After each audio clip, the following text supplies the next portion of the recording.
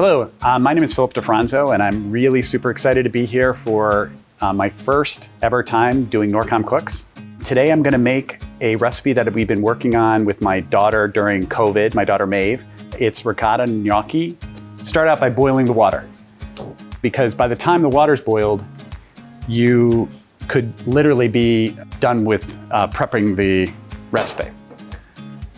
I also salt the water pretty heavily. How I start out is, big bowl, I use 2 eggs. I then use a half a cup of grated Parmesan cheese. There's a little bit extra in here. I use that for my garnish at the end. Ricotta, it's whole milk ricotta. If you're in a rush for time, you can press it between 2 paper towels to take out the moisture. If you have a little bit extra time, put it in the fridge overnight and it'll even work out better for you. I actually stir it before I add the flour in. I also use a little bit more salt, about a teaspoon of olive oil. I mix this up before I slowly add in the flour. You want to make sure that it's all mixed before you start adding the flour, because you want to make sure that your egg is really mixed in with the ricotta and the Parmesan cheese. And then I take, this is 2 cups of flour, and I slowly add that in. I don't do it all at one time just because it becomes almost a little bit too hard to mix. I usually leave a little bit of the flour left over so then I could put it on the cutting board to make it easier to roll.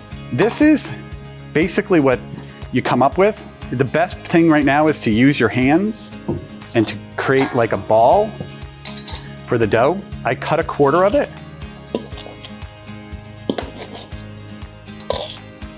And I will use that 1/4 of the dough to start rolling out in like a tubular form. And I use a little bit of flour on the cutting board. I use a little bit sometimes on my hands. This is basically what we do. We just actually roll it out and then that's it. We start cutting. I usually do about 1/2 of an inch, and I have some prepared that I've already done. I always put them on a parchment paper. The dough is a little bit moist, so it will stick. Now that the water's come to a boil, I'm putting in the fresh gnocchi that we just made. Because I don't want them to stick together, I generally try to drop them individually, but as you can see, it makes the water splatter. Another little trick you can do is use your predetermined colander to put a number of them on that. You just load them in that way. They basically take no time to boil. As you can see, they've floated to the top of the water.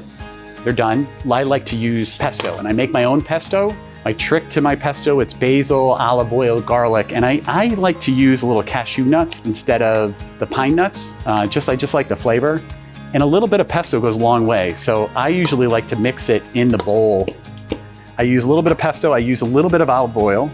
I put a little bit of pesto on the bottom of the plate. I left some of the Parmesan cheese that we use with the gnocchi, and I use it on the top for a little bit of a garnish. And there we go. That's my homemade ricotta gnocchi with a homemade pesto.